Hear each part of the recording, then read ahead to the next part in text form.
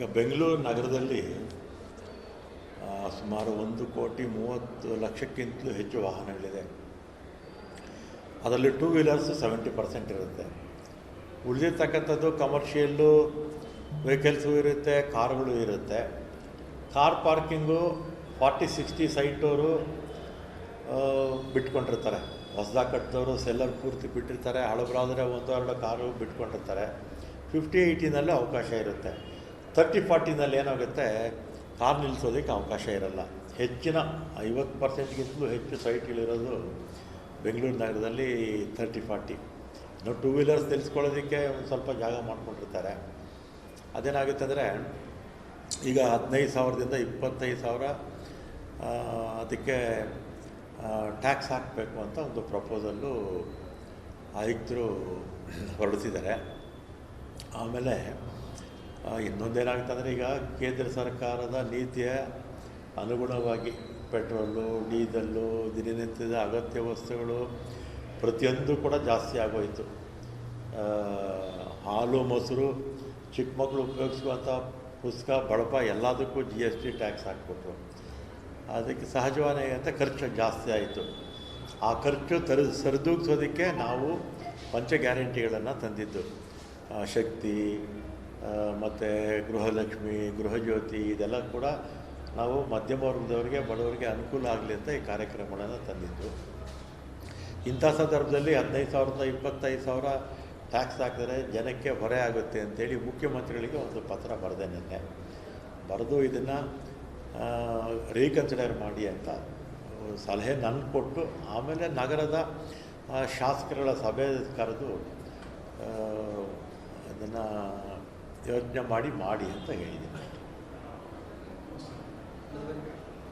SIR ಬೆಂಗಳೂರಿನಲ್ಲಿ ಈಗ ತುಂಬ ಅಶಾಂತ, ಬೆಂಗಳೂರು ಅರ್ಬನ್, ಸೆಂಟ್ರಲ್, ಸೌತ್, ನಾರ್ತಲ್ಲೇ ಸೇರಿದ್ರೆ ಹೆಚ್ಚು ಕಮ್ಮಿ 15-20 ಲಕ್ಷ ನೋಟಿಸ್ಗಳೇ ಕೊಡಬೇಕಾಗುತ್ತೆ. ಈ ಸಲ SIR ವ್ಯಾಪ್ತಿಗೆ ಬಂದಿರೋದೇ 53 ಲಕ್ಷ ಮಂದಿ. ಉಳಿದಿರೋರು ASDO, ADDO ಪಟ್ಟಿಗೆ ಹೋಗಿದ್ದಾರೆ. ಸೊ ಇದನ್ನು ಇಷ್ಟು ಜನರಿಗೆ ಕೊಡಬೇಕು ಅಂತಂದರೆ ಪೊಲಿಟಿಕಲಿ ಮತ್ತು ಇದನ್ನು ಬೆಂಗಳೂರಿನ ಮುಂದಿನ ದಿನಗಳ ದೃಷ್ಟಿಕೋನದಲ್ಲಿ ಹೆಂಗೆ ಸಾಧ್ಯ? ಈಗ ಗ್ರಾಮಾಂತರ ಪ್ರದೇಶದಲ್ಲಿ ನೀವು ಲೋಕಸಭಾ ಚುನಾವಣೆ ತಗೊಳ್ಳಿ ಅಥವಾ ವಿಧಾನಸಭೆ ತಗೊಳ್ಳಿ ಅಥವಾ ಗ್ರಾಮ ಪಂಚಾಯಿತಿ ಯಾವ ಚುನಾವಣೆ ಆದರೂ ಕೂಡ 80-90% ರೀಚ್ ಆಗಿಬಿಡುತ್ತೆ. 90% ಪೋಲಿಂಗ್ ಆಗುತ್ತೆ. ನಗರ ಪ್ರದೇಶದಲ್ಲಿ, ವಿಶೇಷವಾಗಿ ಬೆಂಗಳೂರಲ್ಲಿ ನನಗೆ ಜ್ಞಾಪಕ ಇದ್ದಂಗೆ 50-55% ಅಂದರೆ ಜಾಸ್ತಿ. 55ಕ್ಕೆ ಮೀರೋದೇ ಇಲ್ಲ. ಕಾರಣ ಏನು ಅಂದರೆ ಇಲ್ಲಿ ಮತದಾರರಿಲ್ಲ. ನಮ್ಮ ಕ್ಷೇತ್ರದಲ್ಲಿ ಎಸ್ಪೆಷಲಿ ಬಾಡಿಗೆ ಮನೆಗಳು ವಿಪರೀತ. ನಮ್ಮಲ್ಲಿ ಸ್ವಂತ ವಾಸ ಇರ್ತಕ್ಕಂಥವ್ರು ಒಂದು 25-30% ಇರ್ಬೋದು. ಉಳಿದಿರ್ತಕ್ಕಂಥವ್ರೆಲ್ಲ ಬಾಡಿಗೆ ಮನೆಗಳು, ಎಲ್ಲ IT, BT, ಬೇರೆ ಬೇರೆ ಕಡೆ ಕೆಲಸ ಮಾಡೋವಂಥವ್ರು. ಅವರು ಮನೆಗಳು ಬದಲಾಯಿಸ್ತಾ ಇರ್ತಾರೆ. ಆಮೇಲೆ ಸತ್ತಂಥವ್ರು ಯಾರೂ ಕೂಡ ಡಿಲೀಟ್ ಮಾಡಿಸಲ್ಲ. ನಮ್ಮ ಕ್ಷೇತ್ರದಲ್ಲಿ 9,000 ಜನ ಸತ್ತೋಗಿದ್ದರು, ಡಿಲೀಟ್ ಮಾಡಿರಲಿಲ್ಲ. ಮತ್ತು ಪರ್ಮನೆಂಟಾಗಿ ಸ್ಥಳಾಂತರ ಮಾಡಿದ್ದಾರೆ, ಅದೂ ಇರಲಿಲ್ಲ. ಮತ್ತು ಕೆಲವರು ಡಬಲ್ ಓಟು, ಉದಾಹರಣೆಗೆ ನಮ್ಮಲ್ಲಿ ಕೇರಳ ಕಡೆಯವರು ಜಾಸ್ತಿ ಇದ್ದರು, ತಮಿಳ್ನಾಡವರಿದ್ದರು, ಒರಿಸ್ಸಾದವರಿದ್ದರು. ಇವರೆಲ್ಲ ಕೂಡ ಅಲ್ಲೂ ಓಟಿರ್ತಿತ್ತು, ಇಲ್ಲೂ ಓಟಿರ್ತಿತ್ತು. ಅದರಲ್ಲಿ ಈಗ ತೆಗೆದಿರ್ತಕ್ಕಂಥದ್ದು ಸರಿಯಾಗಿದೆ. ಆದರೆ ಮತ್ತೆ ಫಾರಮ್ 6 ಇದೆಯಲ್ಲ, ಫಾರಮ್ 6ಗೆ ಎಲೆಕ್ಷನ್ ಕಮಿಷನ್ನು ಅವಕಾಶ ಮಾಡಿಕೊಡ್ಬೇಕು. ಮತ್ತು ಈಗೇನು ಉಳ್ಕೊಂಡಿದೆಯಲ್ಲ ಓಟು, ಅದರಲ್ಲಿ ಯಾವುದನ್ನು ಕೂಡ ತೆಗಿಯೋಕ್ಕೆ ಹೋಗಬಾರ್ದು.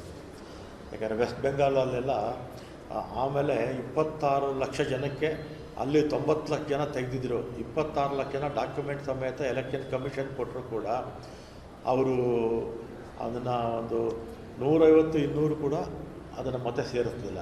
ಆ ರೀತಿ ಆಗಬಾರ್ದು.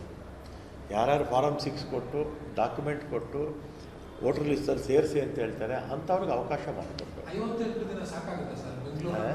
58 ದಿನ ಮಾತ್ರ ಸಮಯಾವಕಾಶ ಇರೋದು ನೋಟಿಸ್ ಕೊಟ್ಟು ಅದಕ್ಕೆ ಆನ್ಸರ್ ಮಾಡೋದಕ್ಕೆ.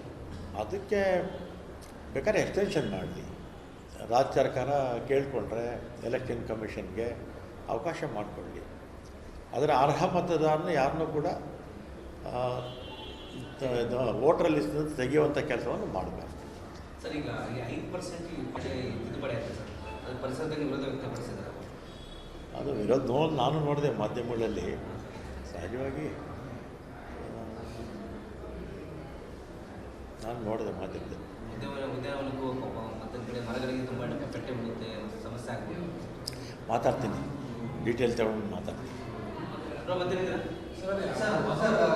ಎನ್ಕೌಂಟ್ರು ಸರ್ ಏನು ಇವತ್ತು ಬರುತ್ತೆ, ಸಾಯಂಕಾಲ ಸಿಗ್ತೀನಿ ನಿಮಗೆಲ್ಲ. ಏನು ಬರುತ್ತೆ ಅಲ್ಲ, ಏನು ರಿಪೋರ್ಟ್ ಕೊಡ್ತಾರೆ, ಸಾಯಂಕಾಲ ಹೇಳ್ತೀನಿ ನಿಮಗೆ. ನಾನು ಬರ್ತೀನಿ, ವಿಧಾನಸೌಧ ಬರ್ತೀನಿ.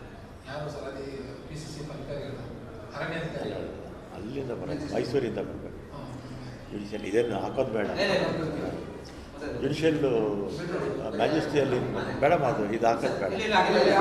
ಮ್ಯಾಜಿಸ್ಟ್ರಿಯಲ್ಲಿ ಇದು ಹೇಳಿದ್ವಲ್ಲ, ಅವರು ರಿಪೋರ್ಟ್ ರೆಡಿಯಾಗಿದೆ. ನೆನ್ನೆನೂ ನಾನು ಫೋನ್ ಮಾಡಿದೆ. ನಾನು ಆ್ಯಕ್ಚುಲಾಗಿ ಇವತ್ತು ಅಸೆಂಬ್ಲಿಯಲ್ಲಿ ಹೇಳೋಣ ಅಂತಿದ್ದೆ, ಆಮೇಲೆ ಅಸೆಂಬ್ಲಿ ಮುಂದಕ್ಕೆ ಹೋಯ್ತಲ್ಲ, ಅದಕ್ಕೆ ಈಗ ಬರ್ತೀನಿ ವಿಧಾನಸೌಧಕ್ಕೆ. ಬಂದ್ಬಿಟ್ಟು ನಿಮ್ಮ ಕರೆದು ನಾನು ಹೇಳ್ತೀನಿ. ಸರ್, ಈ ಕೊಡಗುಲ್ಲಿ ಒಂದು ವ್ಯಕ್ತಿ ಆನೆ ತುಳಿದು ಸಾಯಿಸಿರುವಂಥ ಆನೆ ತುಳಿದು ಒಬ್ಬರು 4-5 ಜನ ಫ್ರೆಂಡ್ಸ್ ಹೋಗಿದ್ದರು. ಇಲ್ಲೇ ಮಹಾಲಕ್ಷ್ಮಿ ಲೇಔಟ್ ವಿಧಾನಸಭಾ ಕ್ಷೇತ್ರದಲ್ಲಿ ಇರೋದವರು. ಅವರು ನನ್ನ ಹತ್ರನೂ ಒಂದು 15-20 ಮುಂಚೆ ನಮ್ಮ ಮನವರ ಜೊತೆಲಿ ಬಂದಿದ್ದರು, ಏನೋ ಕೆಲಸ ಇತ್ತು ಅಂತ. ಆಮೇಲೆ ನಾನು ನೆನ್ನೆ ಹೋಗಿದ್ದೆ, ಅಲ್ಲಿ ಮಾತಾಡ್ಸ್ಕೊಂಬಂದೆ. ಅಲ್ಲಿ ಇವರೆಲ್ಲ ಪಾಪ ಫ್ರೆಂಡ್ಸ್ ಎಲ್ಲ ಹೋಗಿದ್ರಂತೆ. ನಡ್ಕೊಂಬರುವಾಗ ಆನೆ ಬಂದಿದ್ದೆ, ಇವರು ಬಿದ್ದುಬಿಟ್ಟಿದ್ದಾರೆ. ಅದು ಸೊಂಡಲ್ಲಿ ಇದು ಮಾಡಿ ಇದಾಗಿದೆ. ಸ್ವಲ್ಪ ಒಂದು 40-50 ಕೇಸ್ ಆಗ್ತಾ ಇರುತ್ತೆ ಭಾಳ ವರ್ಷ. ನಾನು ನೆನ್ನೆ ತರಿಸ್ಕೊಂಡು ನೋಡಿದೆ. ಪ್ರತಿ ವರ್ಷ 40, 45, 50 ಈ ಥರ ಆನೆ ದಾಳಿಯಿಂದ ಜನ ತೀರೋಗ್ತಾ ಇದ್ದಾರೆ. ಅದಕ್ಕೆ ಸಾಕಷ್ಟು ಕಡೆ ಈಗಾಗಲೇ ಫೆನ್ಸಿಂಗು ಮಾಡಿದ್ದಾರೆ. ಫೆನ್ಸಿಂಗ್ ಅಂದರೆ ಇದು ಅದು ರೈಲ್ವೆ ಇದು ಆಗ್ತಾರಲ್ಲ, ಇನ್ನೂ ಸಾಧ್ಯವಾದಷ್ಟು ಕಡೆ ಮುಂದಕ್ಕೆ ಮಾಡಬೇಕದು. ಸರ್, ಎಲ್ಲಿ ಈ ಥರ ಪ್ಲಾನ್ ಮಾಡಿಸಿದ್ದೀರಾ ಸರ್? ಯಾಕಂದರೆ ಕೊಡಗು ಭಾಗ ಮತ್ತು ಹಾಸನ ಭಾಗದಲ್ಲಿ ಇದೆ. ಕೊಡಗು, ಹಾಸನ, ರಾಮನಗರ, ಚನ್ನಪಟ್ಟಣ, ಎಲ್ಲೆಲ್ಲಿ ಕಾಡಿದೆಯೋ ಅಲ್ಲೆಲ್ಲ ಕೂಡ ಈ ಸಮಸ್ಯೆ ಇದೆ. ಎಲ್ಲ ಕಡೆ ಫೆನ್ಸಿಂಗ್ ಮಾಡೋದು. ಅಲ್ಲ, ಮಾಡಬೇಕು. ಒಂದೇ ಸಲ ಮಾಡೋಕ್ಕೆ ಹಣ ಬೇಕಲ್ಲ. ಎಲ್ಲಿ ಜಾಸ್ತಿ ಸಮಸ್ಯೆ ಇದೆ ಅಲ್ಲಿ ಮಾಡಬೇಕು. ನೋಡೋಣ, ಇನ್ನೂ ಈ ಸೆಷನ್ ಮುಗೀತು. ಪರಿಹಾರ ನೀಡಿರುವುದಿದೆ ಮೊದಲ ಬಾರಿ. ಅದೆಲ್ಲ ಕೊಡ್ತಾರೆ ಬಿಡಿ, ಪರಿಹಾರ ಬೇಗ 20 ಲಕ್ಷ 20 ಲಕ್ಷ ಕೊಡ್ತಾರೆ. ಅದು ಯಾವಾಗಲೂ ಕೊಡ್ತಾರೆ. ಅದನ್ನು ಹಿಂದೆನೂ ಕೊಡ್ತಾಯಿದ್ರು, ಈಗಲೂ ಕೊಟ್ಟಿದ್ದಾರೆ. ಸರ್, ನೈಸ್ ರೋಡ್ ಟೋಲ್ ವಿಚಾರ ಟೋಲ್ ಕಟ್ಟಬೇಕು. ನನಗೆ ಅಷ್ಟು ಅದ್ರ ಬಗ್ಗೆ ಮಾಹಿತಿ ಇಲ್ಲ. ಕೋರ್ಟ್ ಏನು ಆದೇಶ ಕೊಟ್ಟಿದ್ದಾರೆ ನನಗೆ ಮಾಹಿತಿ ಇಲ್ಲ. ಸರ್, ಇದು ನಮ್ಮ ವಿಧಾನಸಭಾ ಕ್ಷೇತ್ರದ ಈಜಿಪುರ ನಿಮಗೆ ಬರುತ್ತೆ. ನಮಗೆ ಬರೋದು ಫ್ಲೈಓವರ್ ಇಲ್ಲ ಯಾವುದು ಆಗೋಯ್ತಲ್ಲ, ನವಂಬರ್ಗೆ ರೆಡಿ ಆಗಿಬಿಡುತ್ತೆ. ಇಲ್ಲಿ ಏನಿದೆ ಸರ್ ಸ್ಟೇಟಸ್? ಫೈನಲ್ ಮುಗಿದೋಗಿದೆ, ಎಲ್ಲೋ ಸ್ವಲ್ಪ ಇದೆ ಅಷ್ಟೇ. ಸರ್, ಇದು ಸಂಜೆ ಸ್ವಲ್ಪ ನವಂಬರ್ ಗ್ಯಾರಂಟಿ. ನವಂಬರ್ ಉದ್ಘಾಟನೆ. ಅಯ್ಯೋ, ಈ ಕಾರಣ ಏನಂದರೆ, ಹಿಂದೆ ನಮ್ಮ ಸರ್ಕಾರ ಇದ್ದಾಗ ಫೌಂಡೇಶನ್ ಹಾಕಿದ್ವಿ. ಸಮ್ಮಿಶ್ರ ಸರ್ಕಾರ ಇದ್ದಾಗ 32% ಕೆಲಸ ಆಯಿತು. ಮತ್ತು BJP ಸರ್ಕಾರ 4 ವರ್ಷ ಇದ್ದರು. ಈ ಪೂರ್ತಿ ಸ್ಥಗಿತ ಆಗೋಯಿತು. ಆಮೇಲೆ ನಾವು ಬಂದ ಮೇಲೆ 3 ಸಲ ಟೆಂಡರ್ ಕರೆದ್ವಿ. ಒಂದೊಂದು ಟೆಂಡರ್ ಪ್ರೊಸೆಸ್ ಆಗಬೇಕಾದ್ರೆ 6 ಕನಿಷ್ಠ 4-5 ತಿಂಗಳಾಗುತ್ತೆ. 3 ಸಲ ಟೆಂಡರ್ ಕರೆದ್ಮೇಲೆ ಯಾರೋ ಕಾಂಟ್ರಾಕ್ಟರ್ ಬಂದು ಫಾಸ್ಟಾಗಿ ಮಾಡ್ತಾಯಿದ್ದಾರೆ. ನವಂಬರ್ಗೆ 100% ಮುಗಿತು. ಸರ್, ನವಂಬರ್ಲಿ ಆಗುತ್ತಾ ಸರ್ ಆಗುತ್ತೆ, ಉದ್ಘಾಟನೆ? ಆಗುತ್ತೆ. ಸೆಪ್ಟೆಂಬರ್, ಅಕ್ಟೋಬರ್ನ 3 ತಿಂಗಳಲ್ಲಿ ಮುಗಿಸ್ಬಿಡ್ತಾರೆ.